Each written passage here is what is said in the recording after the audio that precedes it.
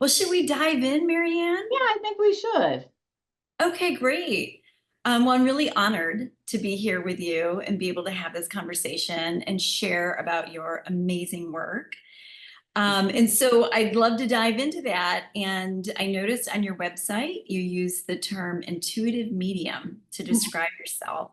Would Yes. you share what you mean by intuitive medium? Sure. So I use the phrase intuitive medium and actually am beyond because intuition is something we all have. And so I really wanted to emphasize that on my website. So intuition is really the language of energy, and we all have that. Now, how I apply that in the role of a medium is to be able to connect with spirits, loved ones, sources crossed over on the other side of the veil. Different terminology resonates with different people so that I can bring in those messages and share those messages. So that's the medium part. But even if, if everyday people aren't functioning as a medium, because I didn't always function as a medium, we all have access to intuition. So that's kind of some background as to why I specifically chose that wording, intuitive, medium, and the and beyond part gets into additional energy modalities that came to be part of my services. So that's why it says and beyond. Ah, okay, great. Thank you. That's helpful. So how did you get into this interesting work? Well, very, very surprisingly and unexpectedly, I had spent 8 years, my very early young days of the being in the workforce and the medical profession in frontline clinical roles, and then I spent another 33 plus years in IT and finance, working across industries using those skills. And then I had planned to step away from the corporate world and start my own very, very small person of one solo practice and being a business consultant. And I also thought it was probably an opportunity for me to check a bucket list because I pretty much was a type A plus off the charts type of person that was usually going, very, very fast, multitasking, working a lot. And so I thought, it's really time to, take a breath and see what's on that bucket list. And one of the things on there was to try ballroom dancing. So I thought, well, I'll take one lesson and I'll check it off the list. And so I took one lesson, and what do you know? I fell in love. And so, as I was taking more lessons, keeping in mind that I knew nothing about ballroom dancing, I wasn't, I really wasn't a physical workout kind of person, didn't do a sport. I was pretty much the nerd who always worked, to be blunt. And so, as I'm standing in the ballroom, literally waiting for the lead because I don't know what to do, that was probably the next time I had been standing still and silent and not multitasking, doing many, many things, since I was a child. And in those moments of silence, as I was waiting, these messages started to come in, and I really didn't know what was happening at first. And I waited quite a while before I actually spoke, freely to others about it because I needed to take some time to figure it out, also with the help of some very reputable and wonderful mentors as well. So as these messages came in and I started to again work with some very reputable mentors, I realized, oh, these messages are so meaningful. And then I started to work with different people, before I went public to see, are these messages true, et cetera, and how are they relevant? And I was finding that they were quite true and actually very, very relevant and helpful.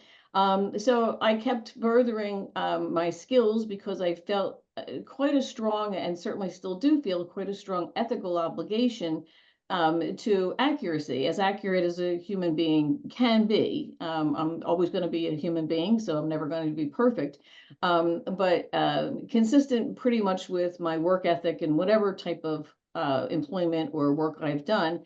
I always wanted to strive for excellence. And especially when you're dealing with, highly, highly sensitive topics that are so touching to individuals, whether that's spiritual or having to do with their health and well-being, it's even of greater importance. As I started to figure out, what the application was of all these messages, then I decided that, I was being guided that my next step was not really to be running a solo business consulting practice. My next step was really to be doing this work. And as I looked back over many, many years, I could see then many instances of where I really was applying intuition, and things had not been generated from my brain. Information was provided, but I hadn't really connected those dots Mm. until the ballroom experience. Wow, it sounds like a powerful experience. And so these messages, you said that you followed up and got training, or you were talking to people Hmm. to Hmm. understand them and Hmm. unravel them. So when you were getting these messages, did where did you feel like they were coming from? Well, I definitely felt that they were coming from, God, the other side, the universe, whichever term resonates for, the audience. Definitely they weren't coming from my brain, because the information I would have no way of knowing, what was going on with this person health wise, or what was going on with this person's loved one. I would have no way of knowing that at all as a human being. I would have Right. no access to that data. And I smile as I say the term data, because throughout my work in finance and IT, data was so important. Where's the data? And I can certainly tell you, Maryann Kelly, did not have the data. I didn't generate the data. I was being provided the data. Wow. So this was a different, it sounds like a different experience inside your Sure. brain or in your Yes. head than all of those years in your corporate Yes. um, career compared to this moment. Is it fair to say Yes, it felt different? absolutely. That's a wonderful way of describing it, because in the past, as a human being, we, learn certain facts, we can extrapolate those facts, we learn how to assimilate and apply information to varying situations, and that's part of life. But this information that was coming in was not from a previously learned source. It wasn't from a previously learned experience. Mhm. This was coming in, to use a phrase, out of left field. Like, where is this coming from, and why is it coming to me? Mhm. And why do I need to know this particular fact about this XYZ person, or their loved one, or their health issue, or whatever it might be? So it was very different. Wow. And it sounds like you embraced it.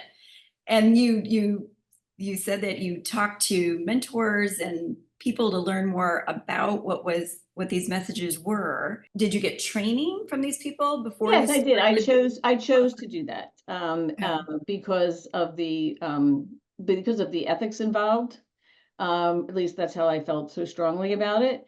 And I just want to make sure that I'm elaborating on the term embraced. I would say that I was certainly so intrigued at first that I wanted to follow up. It took me a couple of years before I came out, though, if you will.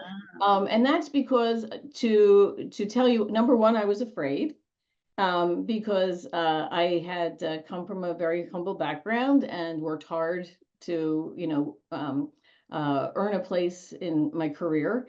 Mhm. And this would be me walking away from, a 35 plus year effort, in what was a very traditional path. I thought I would retire from my work in the fields of, finance and IT.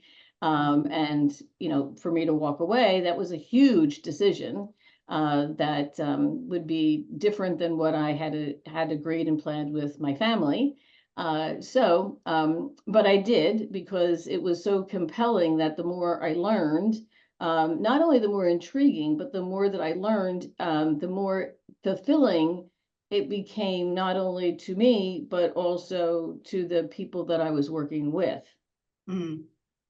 So the importance to me of the work was now beyond, the data, or how fast this process works, or whatever other metrics that I was used to in the business world. And certainly those metrics are needed and important, and we all live on the planet and have to pay bills, and I certainly respect all that.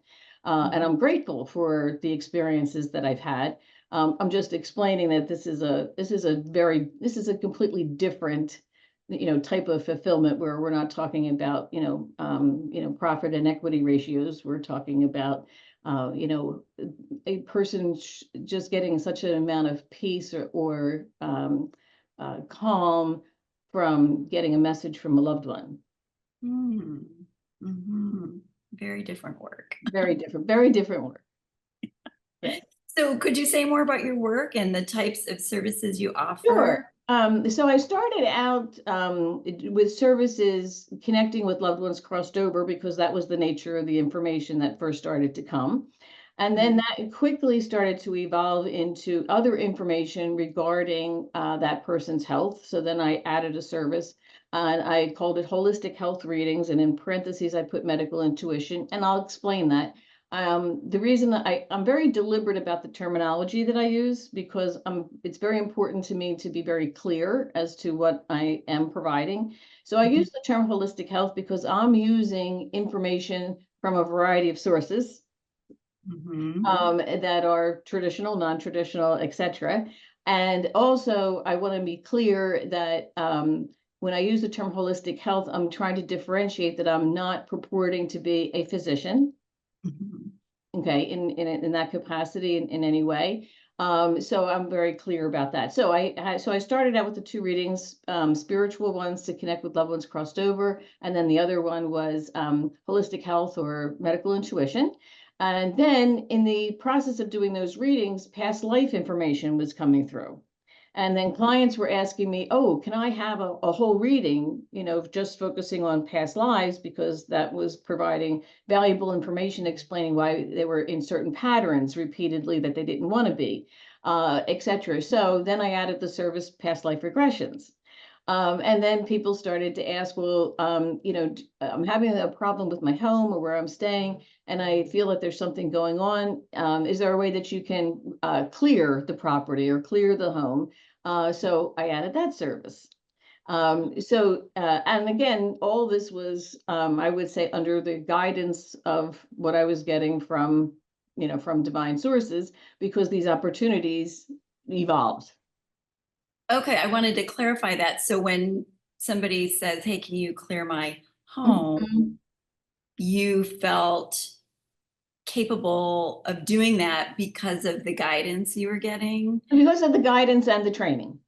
and the training. Okay. Yes. So the guidance from divine and sacred sources, and then I would typically then, if I felt that I was being guided to do something very clearly, then I would seek out reputable training in that Mm, area. mhm, mhm. Yeah, you have quite a bit of training. I noticed Mhm. that in Yes. your. Well, and I just felt that that was important to make sure that I was doing the best that I could. Mhm. Yeah, you seem to hold a high standard. Well, I mean, I don't think that the work is just so it's just so deeply personal. Yeah. Yeah. I've heard other medical intuitives describe it as very intimate. Yes. Yeah. Yeah. Mhm. Okay. So in regard to training then, Mhm. when you said what one type of information you were getting was about health, Mhm. did you feel the need to learn anatomy or physiology? Well, so here's where, life comes full circle, and sometimes we don't realize the benefits of the past until we're in the present. So when I was 18, graduating from high school, I had originally planned to go to college, but due to some circumstances, I had to take another route. And so back in the day, in the late 70s, local hospitals where I lived had programs where if you took an entry exam and you did well, they would bring you on board and they would train you without you having to pay, and that was important to me because I really didn't have any funds. So I got trained to be a radiology technician or an x-ray technician, and as part of that training was anatomy and physiology. Now, not to the extent that a doctor gets trained in anatomy and physiology, certainly, but there's a fair amount of it because you can imagine if you're an x-ray technician, you have to know what all the bones are, you have to understand a fair amount of what the organs are doing. et cetera, to, to pass the boards, to do your job well, et cetera. And then the other thing, which ended up to not be a coincidence, it all ended up to be, part of the divine plan that I didn't realize at the time, is that I had actually worked for a very lovely physician for 8 years. And in my role in his practice, which was rather extensive, he provided a lot of on-the-job training, if you will. As I worked with him, he was constantly narrating and explaining what he was doing, what was going on. And that was invaluable. So that was a more informal training, but the wealth of that training was amazing, because then when I found myself as an 18-year-old out of high school working in a hospital, I realized how much more background I had, because I had started to work for that physician when I was 15 years old. And I worked for him from the time I was 15 to 23. And he was very generous with explaining everything that he was doing and everything that was going on. And I was a sponge. Wow. So those two factors coming together in this point now have really served me very, very well. Yes. Yeah, and I like how you pointed out that, at the time it was happening, didn't know what was going to happen some Mhm. decades later. Right, right, Yeah. right. At the time it was happening, I was disappointed I wasn't in college. But I did end up going to college and getting my degrees and things like that. And now it's a wealth of information and knowledge base that is terrific for the work. Right, right. So before we leave the topic of training, um, if I'm understanding, you wanted the training so that you could provide a high level of service. It's a very personal business. Could one do this without training? I would say people can. I just felt that it was, yes, I feel that people can. I just felt personally that, Mhm. again, there's so much on the line. Mm, mhm, And I just felt that it was more comfortable for me. I wouldn't mm, offer services unless for me I had the training, because I wanted to learn from others who had the decades of experience, mm, because so much of this is nuance mhm, and how you're learning a new language. You're learning the language of energy. And the mm, language of energy is wonderful because it's universal and it's 7 by 24, which is great. At the same time, there is nuance, just like there's nuance in any language. mhm, So I wanted to make sure that I was understanding as much about the nuance and not interpreting with a brain and mm. and altering what was coming in. Was that challenging to learn how to not interpret? It isn't, I think, in the beginning, because some of the information that comes in, you may feel silly saying, but it actually is the most important thing that a client needs to hear. I've definitely learned to go with your intuition. You have to go with that first pop. It may feel silly that you're saying it, but that silly thing can be the most important thing that that client needs to hear. Mm, So, mhm, for example, I was with a client, and she was coming to me because unfortunately she had become a widow recently, and she wanted to connect with her lovely husband who had crossed over, who came through very, very clearly and was really giving many, many examples, and she was validating many examples, in a very short reading. But she seemed a little still, I guess, disappointed, and so I was asking her husband on the other side. I said, "Thank you for being so communicative, if you will. But I'm missing something, or can you give me something else?" And he did give me something else, and he gave me basically there was a kitchen drawer, and I mentioned this kitchen drawer, which to me sounds, it's just an everyday item, but that's exactly what she wanted to hear, because oh, that meant something so special to her with him. okay, So you may feel silly saying something, but that's what is needed. okay. So I presume that's the type of skill that gets refined over time, Yeah, you so know. you really have to put your ego aside. You have to put your brain aside in the sense that I can't question what I'm being given. I'm being given whatever for a reason. It's Mm, my job. My client is actually the divine source. mm, My job is to represent them. mm, My job is not to change what the message is. So mhm, I use my brain as a human to formulate the sentences that happen to be in the English language. It's to communicate that message as purely as I can, but I don't use my brain to change the message. mhm. And does the message come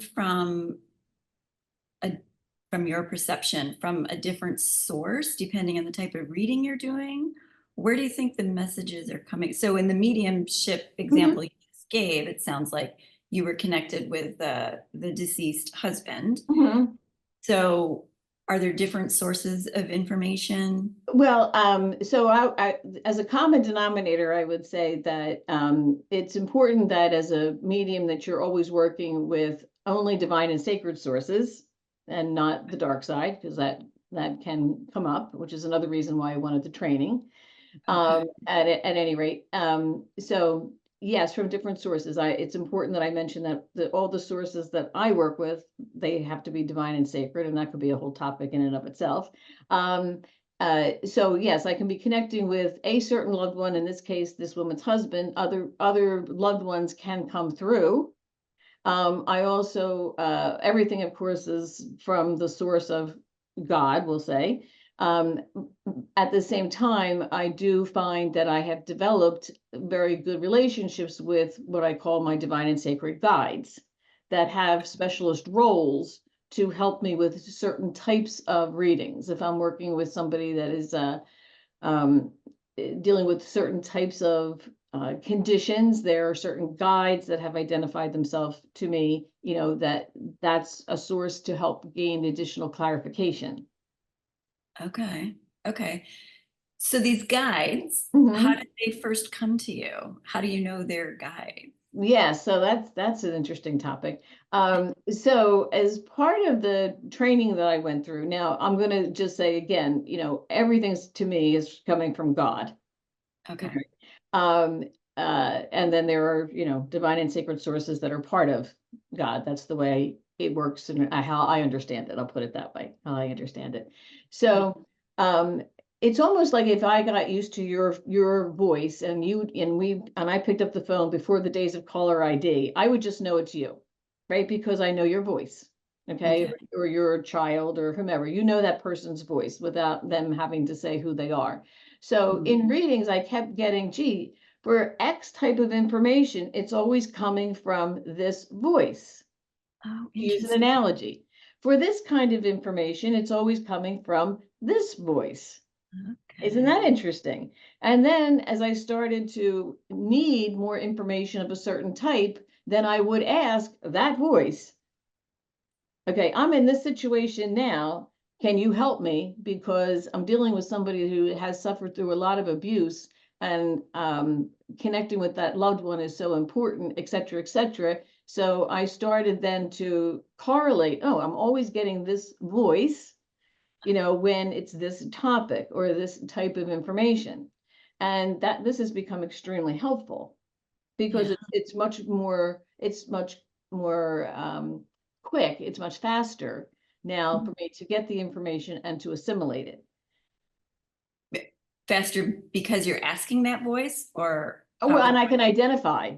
It's just so let's say as for an everyday example, let's say I'm not going to go to the mailman for my blood pressure, right? Right. Okay, just to use a crazy analogy. But Okay. if I went to the mailman for my blood pressure, if he or she is a nice mail delivery person, they may nicely direct me to somebody they know, but it's going to take longer, Okay. right? Okay. So Like now you're going to a specialist. I know who to go to. Oh, wow. And so you've been doing this work for several Yes. years. Has the the number of guides stayed the same, No, or no, the number of guides have changed, and also they have changed as the work has gotten more sophisticated. Then okay. I've gotten different ones. Certain ones kind of, back away, and then other ones come in. Okay. And do you communicate with the guides only during readings or No, every outside? day, every day. Oh, My personal practice is that when I wake up, I say I'm up, come help.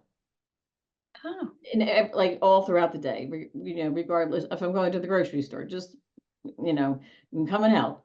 And then before I go to bed, I have my own routine, and basically I need to sleep because I'm a human. So, I'm going to go, I'm out now.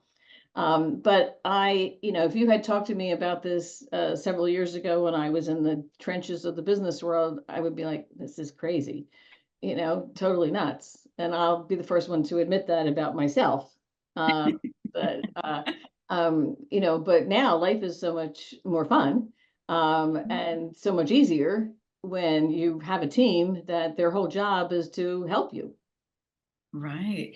And do you think everybody has a team Yeah, I think or everybody has a team. okay. Yeah. And it came into an awareness of Came in an yours. awareness. Yeah. Yes. I mean, again, I'm just being very blunt. If you had asked me this when I was in the trenches of the corporate world, I would be like, yeah, no, forget it. Well, I love I that learned. you had that corporate background because I'm sure many people who are watching this can probably relate to a daily life where non-physical beings are not part of the equation. Correct. So to hear from somebody who lived a life where this sounds like a very helpful team existed, but there was no awareness of it, Mhm. and then became aware of it, and now is doing the like daily working with these Mhm. guides and with this team. I think it's very inspiring.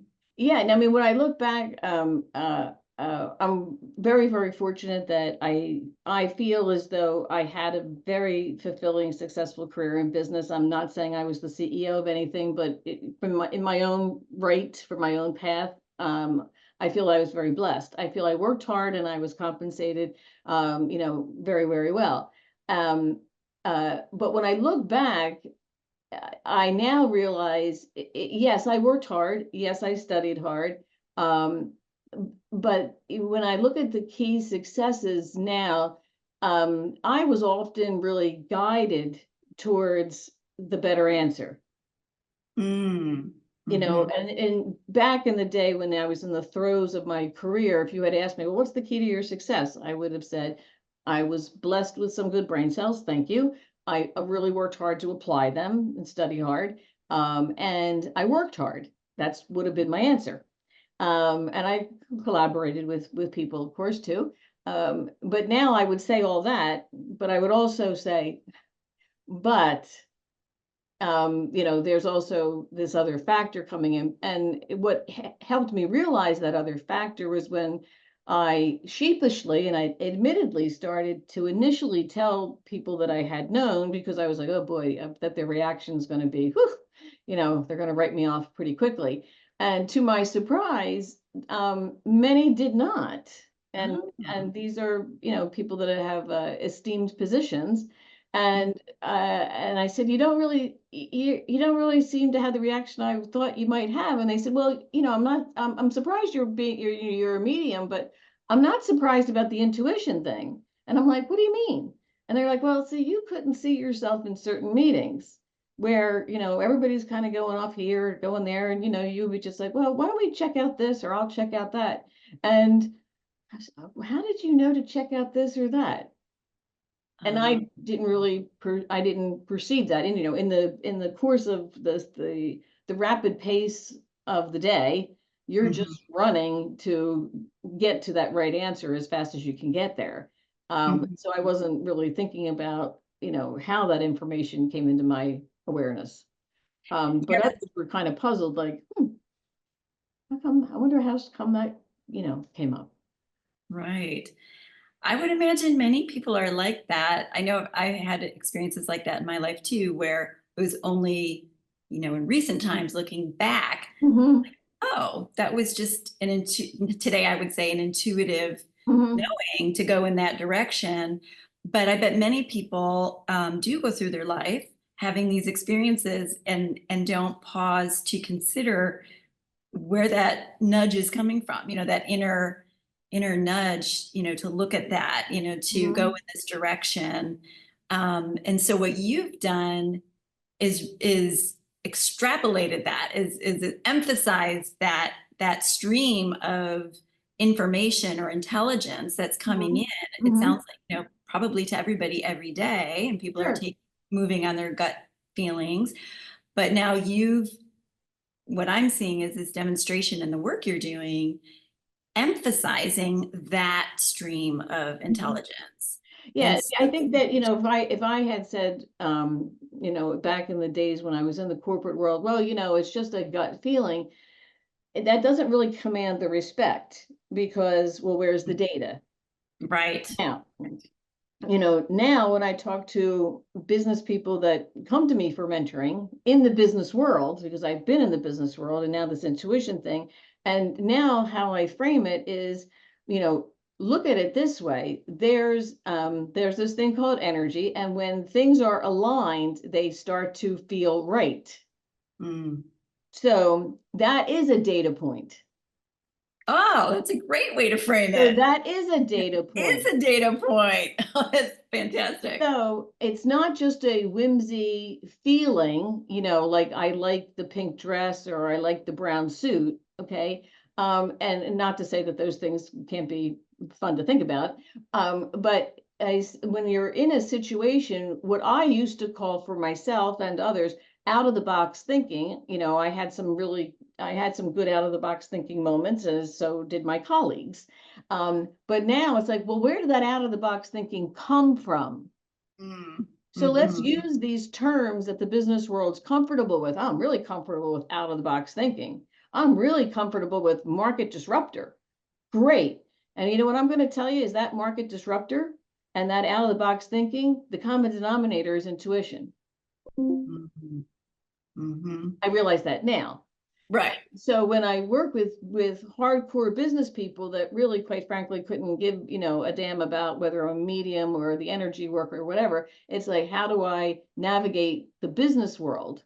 And it's like, Right. okay, we don't have to talk about energy. We don't have to talk about any of these other terms. I will talk to you in the terms that I was used to.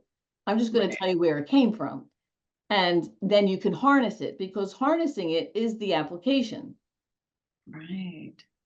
So you do offer this service too. We talked about mediumship and communicating with deceased Mhm. humans and holistic health readings. So this is another service you Yeah, offer. there's a set of services called mentoring. So I mentor people that want to develop their intuition in general.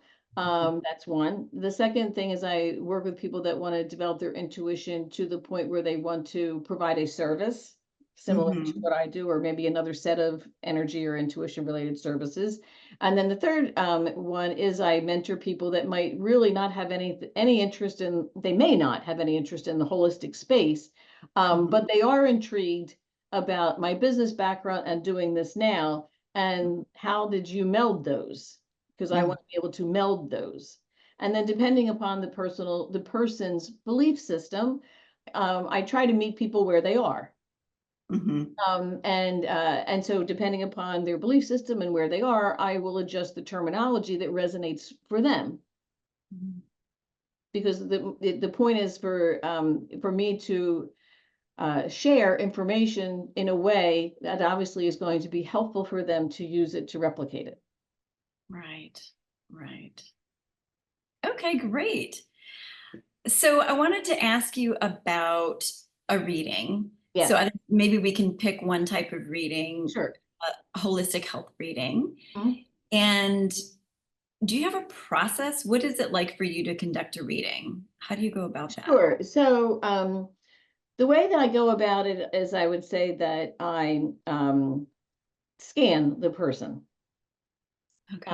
energetically. And Let me back yeah. up. Sorry, Maryann. Mhm. Is the person with you? Is the person on the phone? Where is the person and where are you? What the person often when I get the request, this is just how it works for me. It may work differently for other practitioners, but as soon as I get the request, I often start to then, and I'm not with the person when I get the request. I see the request coming through email or my website, and I start to scan the person. And when I'm stopped, like maybe I might get stopped, I might start at the top of the head, I might get stopped at the nose. Well, what's going on with the nose? This is the sinuses. What's going on here or there or whatever.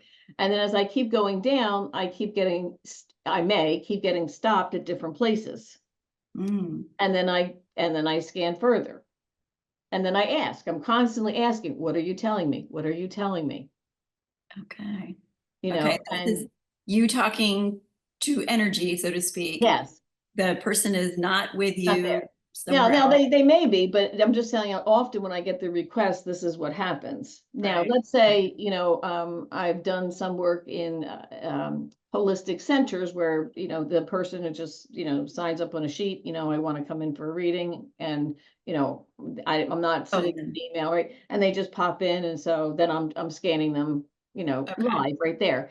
I'm just saying my work now is remote. So I'm just describing, but it is the same process. It's the same process whether I'm getting the information because I'm getting the request in, or I'm getting the information because the person is, now sitting right in front of me, or the person's on Zoom, etc. So the process is the same regardless. Okay. Okay. So sorry I interrupted you to No, clarify it's what okay. the person was. Sure. So now you're in a reading, giving a holistic health reading, Yes. and would you mind picking up there Sure. again? So as the information starts coming in, let's say I'm starting to pick up on there's a I'm getting stopped because I'm hitting something that's not allowing circulation.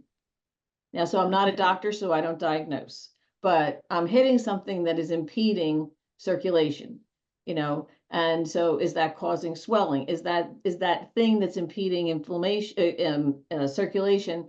I'm asking, is it mushy? Is it hard? What's the texture? How does it feel? Is it hot? Is it cold? And And do you mind if I ask questions as you no, go? not at all. Go ahead. Okay. Thank you. So when you're asking, is it mushy? Is it hard?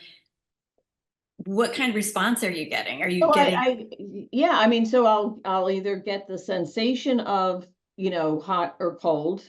in Uh, your own body yeah, but I or mean, it's quick. It's like, you know, okay, it's not, to me, it doesn't last. It's just, oh, okay, they're telling me it's hot or it's warm.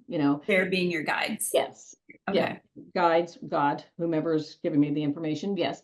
Okay. And so either I'm asking those kinds of questions, tell me more about this.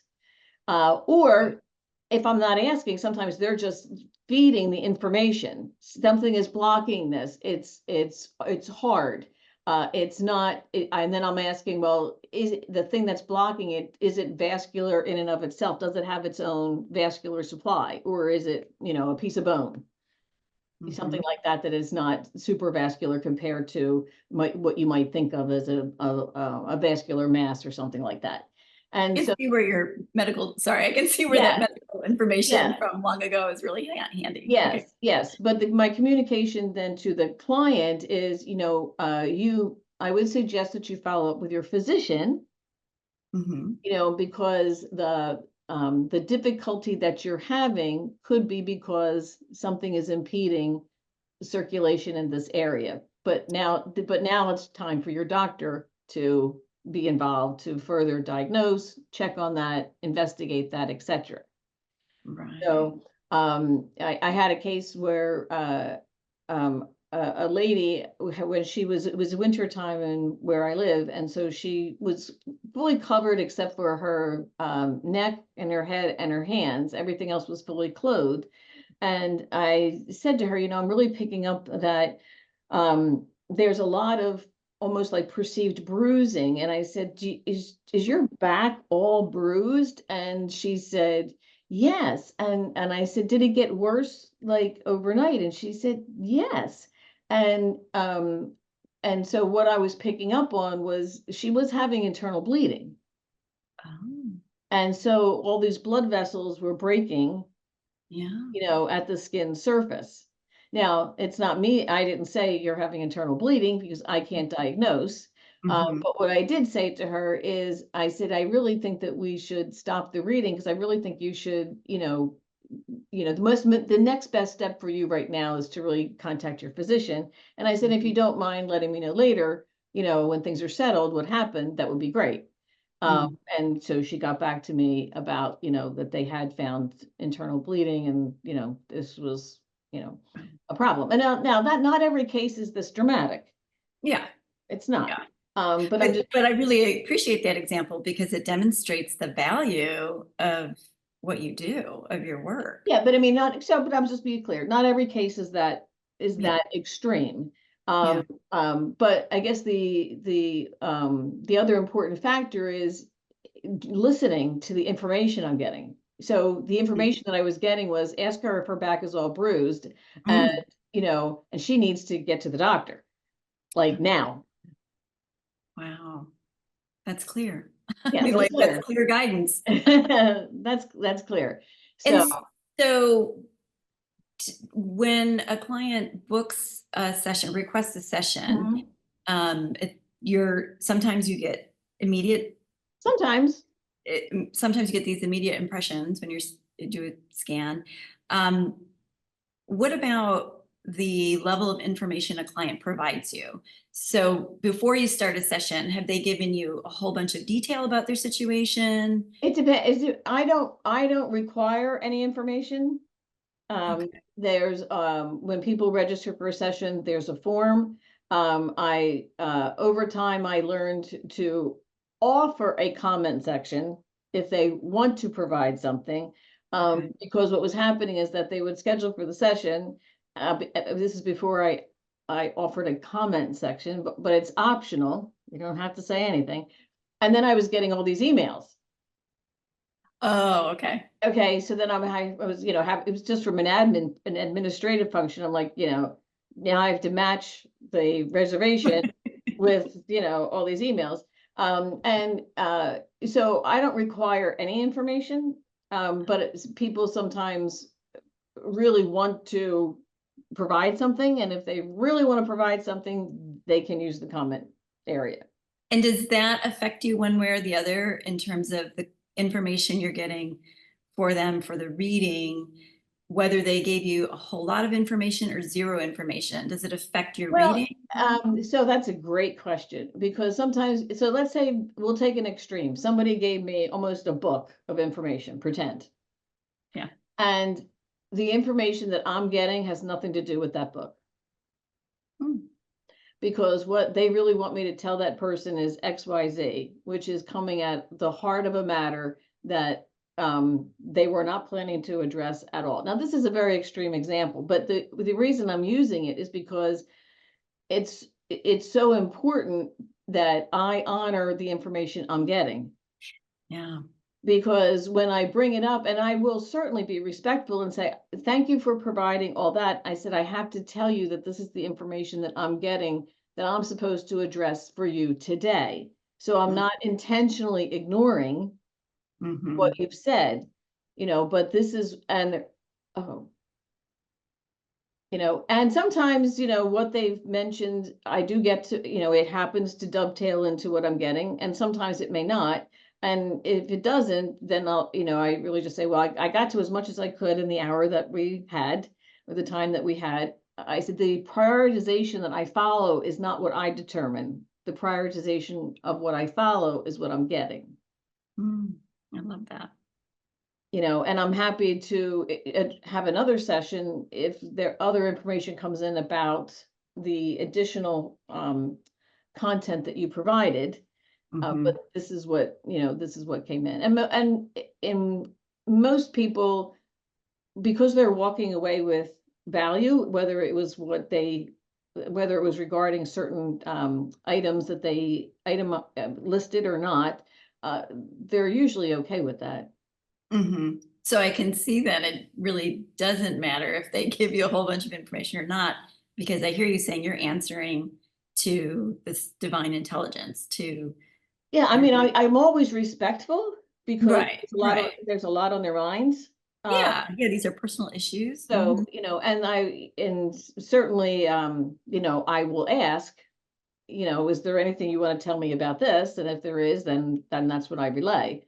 But Okay. in the extreme example that I gave, sometimes really what they want me to address has nothing to do with what's going on here, at least on the surface. But underneath that, it may well have everything to do from a common denominator perspective. Right, right. And so during the reading, is the client talking to you or asking questions? So I would say so, yes, and I welcome that. So when I start the reading, I explain my style is very conversational, and this is all for you. So I will certainly be stopping and giving the client opportunities to comment or ask questions. But I always say that if they have something that they want to say and I haven't paused yet, just interrupt me. Because I don't want the client to leave feeling I didn't get a chance to say XYZ. Mm-hmm, mm-hmm. Okay. And do you need their responses to things like for a health reading? Yeah, because it may vary, I don't know, from reading to reading, but for a So health reading. I would say that if a client if a client is interactive with me and saying, that makes sense, or let's say it's a reading with connecting with the loved one crossed over, and I had this situation rather recently, and I said to the client, I'm getting something, but it's not from your father, and it's not from an uncle, and I'm kind of going like this because it's not from a father and it's not exactly from the uncle, but it's really close in there. And it's like, what is this? And the client was actually helpful. And she said, my father's a twin. I said, oh, that's it. That's it. So, and it was actually that fun because, yes, I'm trying, it's not the father, it's not an uncle. I'm like, geez. And I'm actually verbalizing that. I said, it's not your father, it's not your uncle, something in between. And I'm trying to figure out what's in between the father and the uncle. My father's a twin. And then it was like, they went, bingo, that's it. Now, and of course, when she said that, and then all this other information flowed, and it made total sense, and it was great, blah, blah, blah. Now, had the client decided, and it's everybody's choice, and I respect that, to be quiet, Mm, I don't know how much longer it would have taken me to get the fact that the father was a twin. okay. I don't know. Would it have taken me another 30 seconds, 5 minutes, the rest of the reading? Maybe I never would have gotten the fact that the father was a twin. Right. It's Right. up to so when people say what's the best way to prepare for a reading, well, number one, the best way to prepare is just to be open. Okay. But And would this apply to any every, reading, any type of everybody, just to be open to whatever comes, because if a client comes in, I only want to hear from, say my father, and I'm like, well, I got Uncle Fred, who has a lot to say, and maybe there's a reason Uncle Fred is first. reading? But if we don't hear from Uncle Fred, we may not hear from your father Mm, because it's mhm. not up to me to decide. So, and that has happened. I didn't like Uncle Fred. I don't want to hear from him. And I say, I respect that, but let's just hear what he has to say because it may be a different scenario. Mm, And I can't push him aside, and go reach to the other side and just pluck out your father. Like they're giving me an order mhm. here. So, that's really what I suggest is just be open, because the more open the client is, then the more information that comes. Mhm, At least the more mhm. information, I'll put it this way, the more information that comes that I, as the human, can get to pass on. Right. So, and again, I respect how any client wants to spend their time in the reading, Mhm. but if let's say that nice lady had decided to just, sit there with arms folded, like, I don't know what you're talking about. If it's not my father, it's not my uncle, it's not my problem. I don't know. Well, a whole lot less information may have been, Mhm. coming forward. Can a client who's getting a mediumship reading give you too much information? Does that affect, I don't think so, because I mean, again, they don't have to give me anything. mhm, I have clients that schedule and, they leave the comment section blank. That's fine. mhm, And I have clients that write a lot, and that's fine too. It's not really too much. The only thing that I will, if they write a lot, and it's about a lot of different topics, then when I start out the reading, I'll say, we're not going to be able to get to everything, mhm, mhm. just to kind of set an expectation. So do you go through that, what they call evidential mediumship? Do you try to give evidence Oh, to the, absolutely. okay, Absolutely. Like, they know who they're talking? absolutely. Like the other example that I gave with the lady who had become a recent widow, and her husband on the other side was giving a lot of evidentiary, wonderful information, and she was acknowledging it as true, but it wasn't, she was looking for this one piece, right? Mhm, Okay, mhm, so she was acknowledging it was him because it was really specific. There was like 15 pieces of information that were really specific, but she was looking for this one piece, mhm, and he was nice enough, and thankfully I was able to get it, when it was like that kitchen drawer thing, mhm, mhm, you know. And it's not so much that the kitchen drawer for her was the evidence that it was him, because she was convinced that I was connected to him with the other, 15 pieces of information. There was something really sentimental. mhm. It was the sentimental value to Mhm. her about this kitchen Right, drawer thing. right.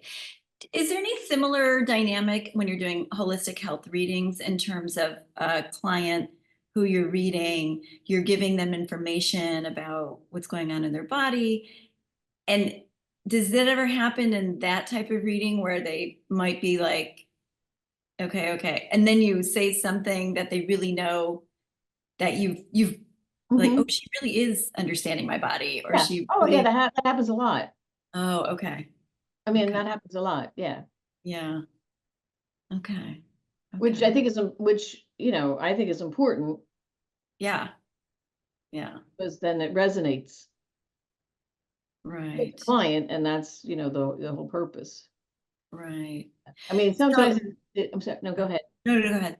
I mean, if Sometimes, something doesn't resonate, I had a situation with a young mom, and when I was doing her reading, I was picking up on, an area in the female reproductive system that was, I'll just say, concerning. And mhm, so I asked her, I said, when's the last time that you might have had the opportunity, to do the regular, GYN check? And she said, oh, I really put that off for the last 5 years because I have two little children, and I just really haven't circled back. And so I said, well, I really think it's time for you to just schedule your follow-up. And I said, what I'd like to ask you to do is, I'm going to check with you in a couple of days just to see when you've scheduled it. And that was my polite way, of just, no, I didn't want to, because you never want to really scare a client, mhm, um, but I just was getting like, this is important, she needs to follow up, and I'm also realizing at the human levels, this is a young, busy, working mom with two little ones. And so the phone may hang up after the call, and, life resumes. Anyway, so I did check back with her. She had made the appointment, and, I asked her, I said, would you mind just telling me how it goes? And she did. And, she had then they had diagnosed her with cervical cancer. mhm, But they caught it, and, they did the treatment and things like that. So in that case, she wasn't feeling any problems there, mhm, right, you know. right, Um, but anyway, so sometimes the client's not feeling any problems in a certain area, but other times when I'm talking through things, and I'm just, let's say I'm, like, I was working with a client, and again, I'm only seeing them on Zoom from the shoulders up, and I said, are both your legs really, really swollen? And they're, yes. mm. So yes, it's helpful when things resonate. Exactly. I So can imagine that it feels like. it's definitely helpful, but at the same time, I still have to honor what I'm getting. So although the other young mom, wasn't perceiving any issues, I needed to honor what I was getting. Mhm. Okay. And so I want to make sure we went through your process of a reading. So, is there anything else you'd like to share about when you're doing a reading from a process standpoint that you find an important step, or how do you close the reading? So I think it's helpful when at the end of the reading, I try very hard as much as possible to also provide clients with tools for that they can do daily for energetic protection and cleansing. Hmm. Because to me, it's building your energy immune system. We have a physical immune system. We take vitamins, we eat well, we put on coats in the bad weather or the cold weather to protect ourselves. And we really, it's helpful to protect and to cleanse our energetic immune system. So, as much as possible, time permitting, is that I go through a set of tools that I give. I have them typed up and go over them and then send them to the clients, uh, so that they have additional value beyond the reading, Mm. okay, for themselves, and it's a way for them to further continue a practice in that way. I think so. That's one way that I close, and then before, let's say, getting to the tools, I'll try to do like a little recap. Like, well, we covered this, and this. We may not have gotten to that and that. Just to make sure that I'm recapping what are the important points. Like if you have homework, Mm. because like there's often homework. Such as. We seem to have identified a trend here in your decisions that have been leading to undesired outcomes. So how do we become more conscious and mindful, so that we make different decisions, Mm. right? In one way. Or the homework may be in terms of sometimes I have found that somebody may think they had an allergy to metal in their teeth, and that can happen certainly, but it wasn't the metal in the teeth. It was the correlation of a certain person in their life was always generating symptoms, but had nothing to do with the filling in their teeth. So the homework is to you run the experiment and see when you're not with that person, how do Mm. you feel? Hmm. Because in that example, the person came in and said, I really think that allergic to the fillings, and they want to take out all the fillings in my teeth, and that can happen. And I said, well, but what the information I was getting was it's nothing to do with the fillings. Ask her about when she's with this particular person, is that when the symptoms are popping? And I said, let's run an experiment right here. I said, pick your ideal location. My ideal location is the mountains. Fantastic. Let's go to the mountains. Tell me what you see, the smells, who's there. And who's there is not the problematic person. Right. Right. And so I said, now so now let's run your worst day and scenario. Tell me who's involved in your worst day. Okay. Who's always involved in your worst day? And do you always have those symptoms? Gee, you didn't have it a second ago when we went through the mountain scenario. You said you felt fine. Now, when we generated an example that happens to involve that person, you instantly are in dental pain. Hmm. So run the experiment. So you're getting information not only about physiology, or communicating with deceased humans, but it sounds like you're also getting information and cues about life situations, relationships, Mhm. um, to ask these questions about, other people in their life.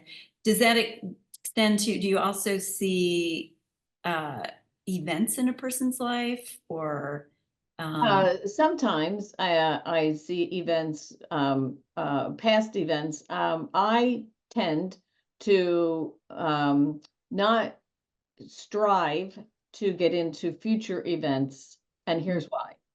Because at any moment, the trajectory changes. Because Mm, people make decisions, every little decision changes the trajectory. mm, So what I might see as something in the future, in that second, the next second could change.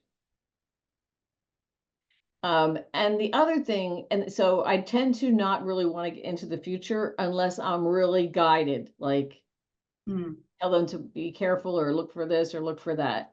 Um, uh, so an example where I did bring it up was that I was shown that this person was going to be going on a long trip, and there was something that they really should be taking care of before they go.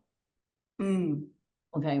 mm, But in general, I don't strive to get into future events because they constantly change mhm. depending upon the person's decision.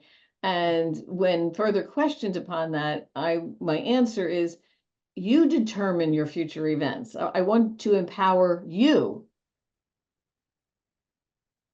to have more of your own insights because my goal is to not make people dependent upon me. I love doing this work, as you can probably tell. But I don't want to make people dependent. I want to empower people. Mhm, mhm. So on that note, that makes me curious about clients who come back for holistic health readings. Yeah. Do I've heard it said of, of intuitive health readings that many people come to an intuitive as a last resort, like they've Mhm. been to doctors. Yeah, that's true. Um, and I've heard that sometimes that morphs in the person's experience such that they like the experience so much that it becomes a first resort. Mhm. Um, so I'm curious about your clients with respect to the health readings. Do they come back Yeah, or? I mean, I actually do have a lot of clients that come back or sign up for packages. But the difference is that they're signing up for packages or they're coming back repeatedly because the situation has changed or they're looking for further insights but each time they come, I'm trying to help them further. Hmm. Hmm. It's not for the same issue. It's for. It can be, but not usually. Not usually. If someone, is suffering from something that they've been diagnosed with that, is not going to be necessarily over in a blink. Yeah. Um, you know, uh, then that can sometimes result in more sessions. Mhm. But I'll phrase it this way. If I don't feel as though I'm providing ethical value, then I won't continue Mhm. Mhm. because I think it's unethical to allow a dependence. Mhm. Mhm. If you're providing value, I think that's one thing. Yeah. And do you feel like that sense of ethics that you have around this work is innate in you, or was it influenced your set of values influenced by the mentors you worked with? Well, I think that ethics was ingrained in me by my grandmother. Mm. So I would say that ethics has been important to me in the work that I did, regardless of where I was, whether I was the X-ray technician or in business or whatever. So I think it's just important. Yeah. Yeah. I'm not Yeah. saying I'm certainly not saying I'm a perfect person in any of those roles, but I just think it's important to um, do the best job you can do. Hmm. Hmm. Wonderful. I wanted to ask you about your clients. Is there a typical type of client? Is there a typical profile? Well, Type yes, as a matter of fact. So, when I started to realize I was being called to do something very different and unexpected, I had a list of criteria that I asked for because I was nervous about leaving the known world that I had very worked very hard and Who were you asking? God. Okay. And I was like, because I was really quite flabbergasted. It's like I really worked hard to get through school and to get through a career, and, really thought I was gonna, work my last, 10 years or so in the business world. And I had a retirement plan, of course, there's that expression, we plan and, God laughs.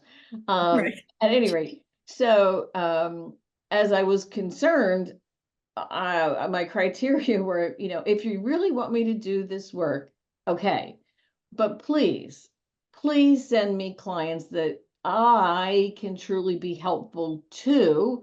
And please send me clients that I can use the broadest scope of my skills with. Mhm. So as a result, I have a lot of clients that are professionals, and As you because they can relate to the business background.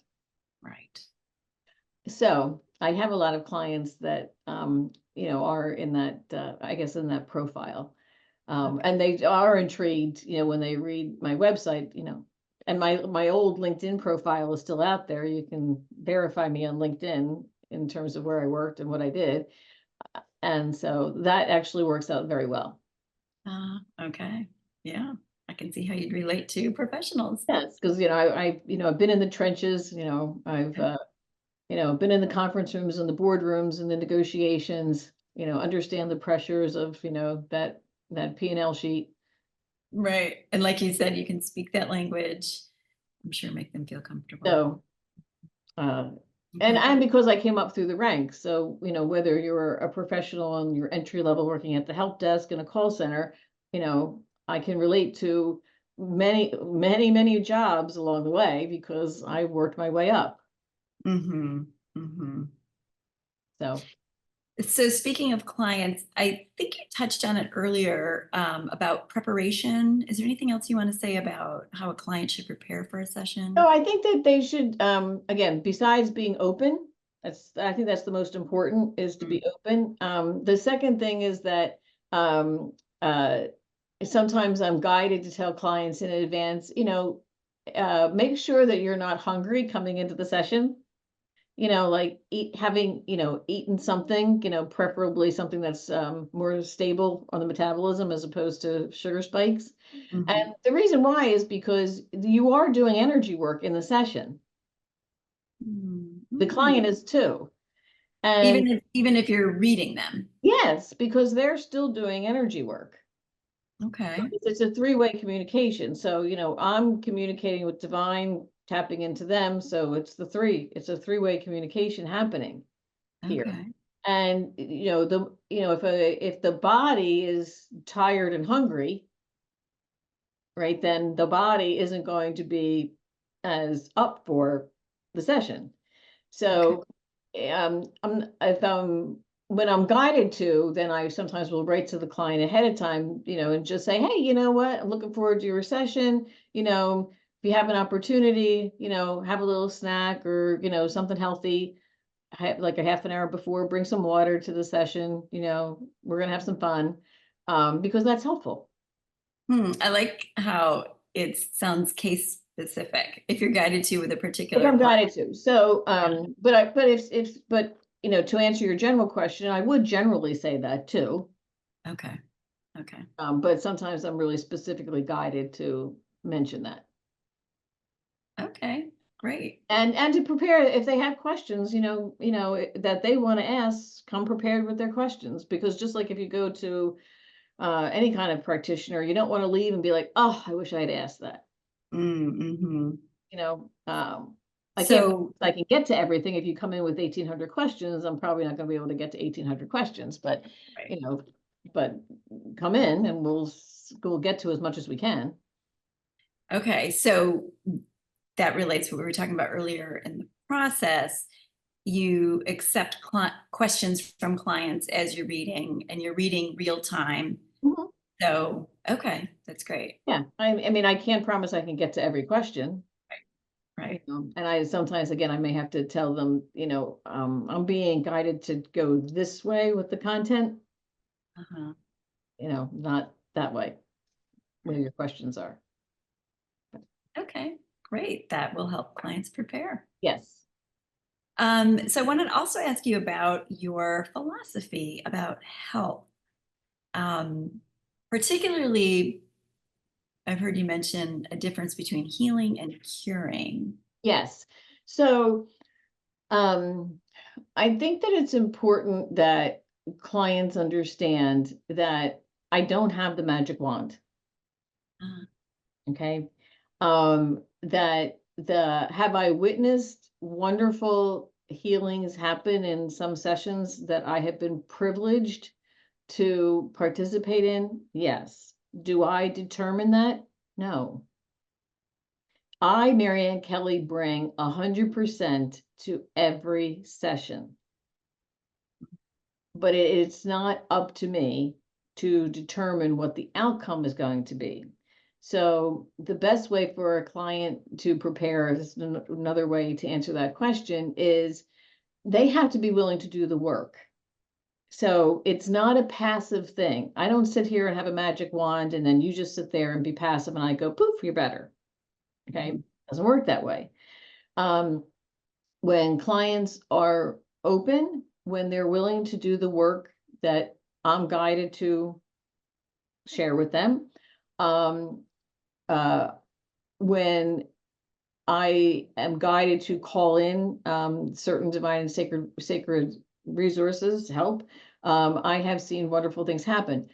Healing is lifting of a burden, and that burden can be spiritual, it can be mental, it can be philosophical, it can be something associated with a loved one on the other side or here. It can be associated with guilt, shame. So healing is lifting of a burden. Burden, of course, can be a very broad range of definitions.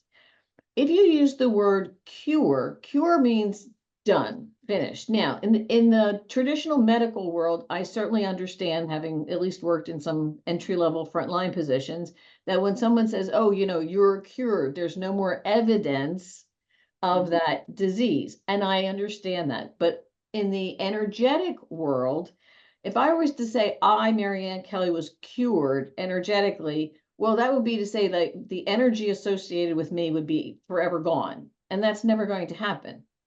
Okay. The energy associated with Maryann Kelly, or whatever versions of Maryann Kelly going on in multiple parallel lives, wherever that's happening, that's going on forever in some way, in some realm or some dimension.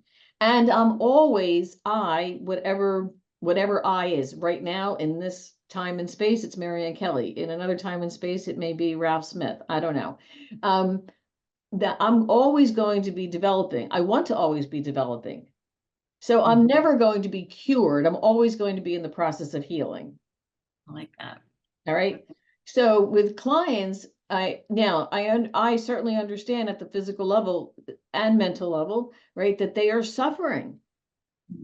So sure, let's try to arrest and address and relieve the suffering as much as we can. But here's the operative word, we. Okay, there's work you need to do. I'm certainly a conduit helping as much as I can, but the healing is a process. And the client has to be part of the process. So if someone says, well, who does the healing?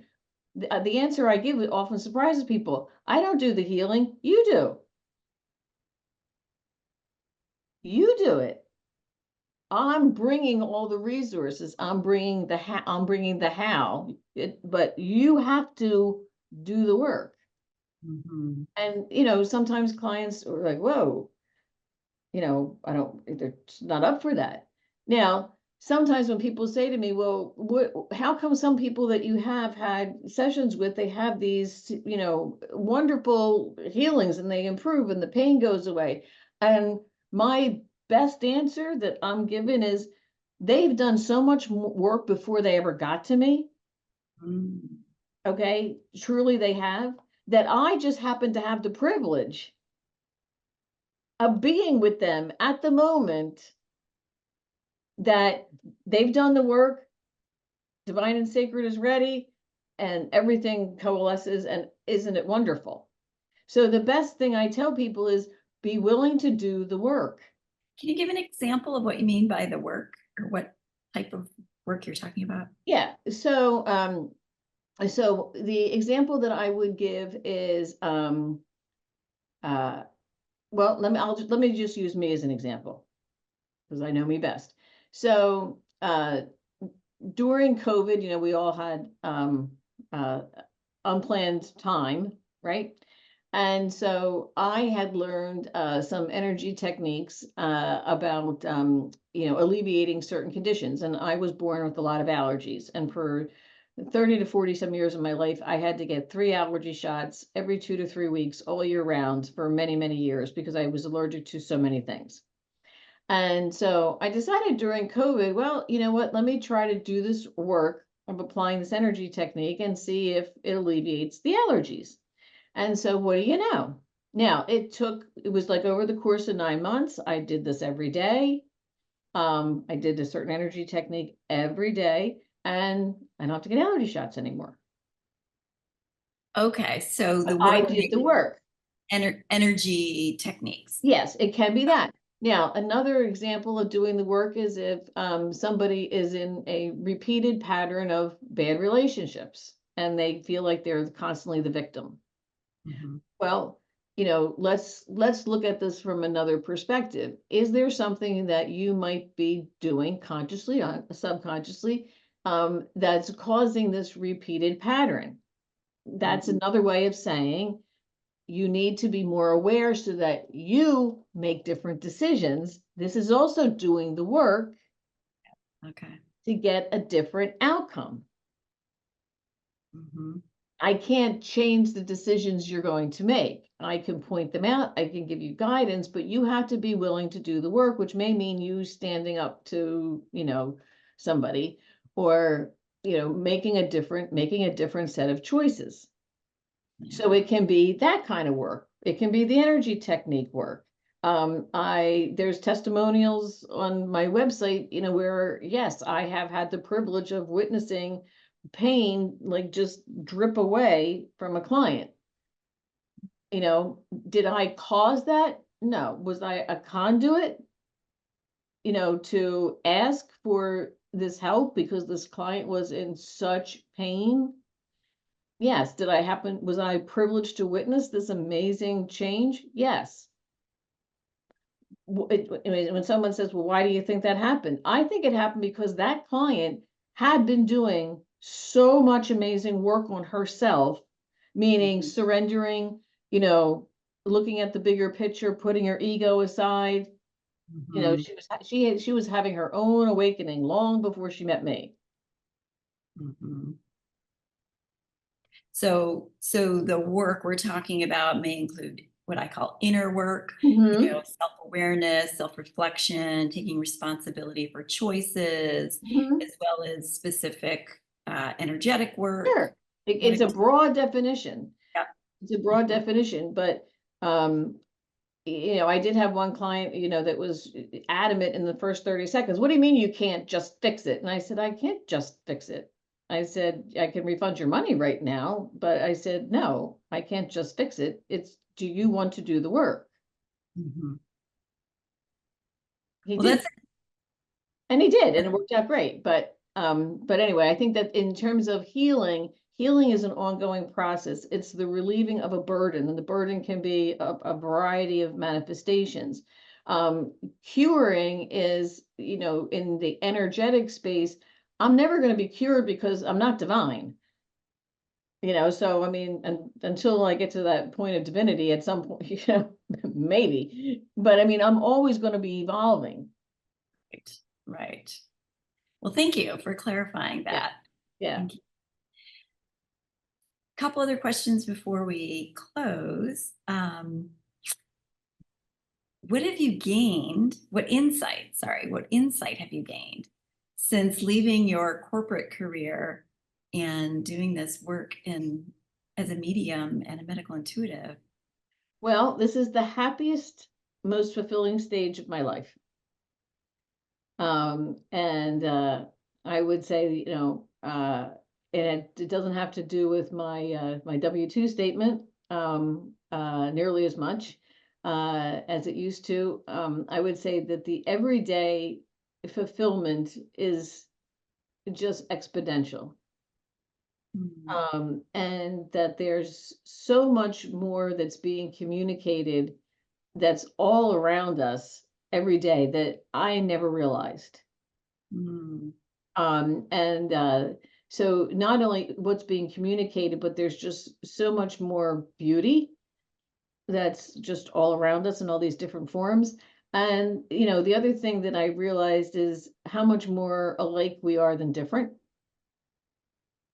I really did not understand before these sentences about, well, we're all connected, but we really all are. So it's really been a lot of lessons for me because there was a lot of things that I scoffed at earlier in my life, wouldn't even consider. And now, I am the skeptic that has turned champion. I love that. So I don't mind skeptics at all because I can totally relate to the skeptics because I was one, Right, right. and how arrogant was I? Mm. Mm. Yeah, and I think you used the word humility earlier, or being humble. Yes, yes, you become much more humble. You become much more, I'm so much more aware, acutely aware of the many, many degrees of suffering, Mm. um, in ways that I just hadn't even imagined before. Mm. How people are suffering so much, so that expression about, be nice to somebody because you really don't know what's going on inside. It's so true. Um, and then the upside is that, the amount of joy and happiness and fulfillment that is possible is also so much more attainable than I ever thought. And I'm not talking in material measures, but it's just so much more attainable. The other big thing I learned is you have to ask. You have to Ask ask for- for what you want and what you need. You may not get what you think you want or need, but you have to ask. and asking, are you referring to divine intelligence? Yes, yes, yes. So, I was having a very adamant conversation with God when, I mean, if you really want me to make this big change, okay, well, if you really want me to make this big change, you have got to send me an undeniable, sign that I really can't miss as the answer. And if I get that sign and you really want me to do this work, please don't send me clients that are going to ask me, should I go to the party for pizza on Saturday night? Please send me clients that I really personally can be of value to. So we can presume you got your sign. I did. I did. Very much so. I got a call from a lady that I had known, and unfortunately, her niece had passed very young, and she had asked me if I could connect, and the niece was very gracious and connected for a very extended period of time, which Mm. provided a lot of answers, and ultimately comfort to the parents. Mm. So, And then you knew. and then I know. Well, wonderful. And so you have a mission. Would I you like do.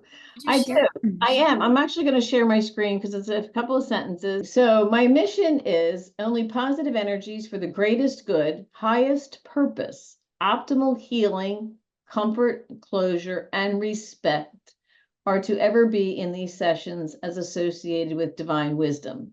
There is respect and not judgment, so all have a voice to be heard and honored. All are accepted to find, live, and stand strong in their truth. Surrender is the strength to seek your greatest potential. Waiting is cherished patience when the gifts of gratitude and fulfillment await us. We are forever grounded in the trust and knowing that love prevails. And thank you for supporting my journey. Mm. This is beautiful. Is this something that came through you, these Yeah, words? yeah. So that's when I was writing my mission, those were the words that I was guided to use. Hmm. I just want to comment that the phrase about surrender being a strength really Mhm. stood out to me. I love that. Yeah, so surrender had never been in my vocabulary before. It is in my vocabulary now, very much so. And the more I've surrendered, the stronger that I've gotten in, I guess, fulfilling what my purpose is. Mm, Which mm. sounds like, it sounds contradictory, but But yeah, it hasn't been. So, how can oh, go ahead. so, that's on my website, as well, if people want Okay. to read it. And, I think you were going to say, how can people reach me? Yeah. Yes. And so, my website is Intuitive Services Insight, all one word, .com. And that's the best way to reach me. And my email is info@Intuitive Services Insight. And those are the ways to reach me. Wonderful.